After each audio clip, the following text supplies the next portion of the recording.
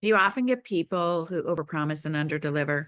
It seems to be a common thing in today's world, and there are so many things going on. A lot of our attention is just spread across so many different areas, and there's a lot of stress in our environment. So I see it happening quite a bit, even with people not showing up at meetings and promise meetings where we confirm, and then they don't respond at all. So I just think people are busy. There's so many places where we communicate through email, through messaging on Instagram, Facebook, LinkedIn, WhatsApp. So there's just so many ways to communicate through texting and email and all sorts of things. We all have like 2 or 3 emails. So it's a bit of a chaotic time that we're living in. We all know that. So wanted to give you a couple of quick tips on how to handle that. Number one, you want to make sure you vet people very well. So ask them who are references, if they are working for you, see if they have a work overload. Do they have the capacity? Are they interested in the project? What are the obstacles that they're facing? So really vet the person before you give a project to or make a commitment. Number two, ask if they fail, ask what you can do to help. Hold them accountable. Can you get this done by Friday at noon? I need an answer by Friday at noon. And if not, then we'll find somebody else.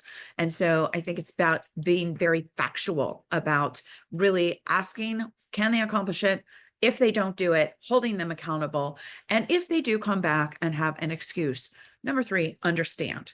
So a lot of people are busy right now. There's the flu season. And like for me, in my case, my dog has been sick. So it's put me off. She's 17 years old and it's taken a lot of time. So I've been backlogged a little bit. So understand and then reset. When you reset, the next point, which is number four, reset your expectations and agree to meet and have an accountability with them.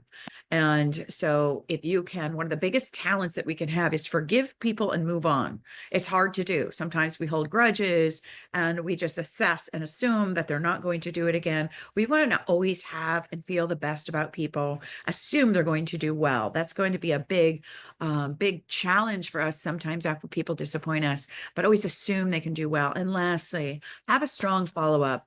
If it wasn't as good, write a letter, send a text, and use praiseworthy things if you can. Always give 2 compliments to any critique, and then, but do a strong follow-up and maybe share what they can do better. And ask, instead of tell them you need to do better, say, how can I help you so next time we don't have this issue?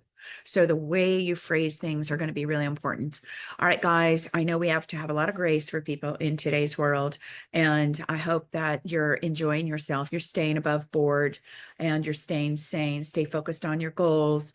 And if you are interested in learning how to expand your thought leadership, message me. We'll get on Zoom and I'd like to invite you to an event. All right. Thank you so much. Have a great day. Take care.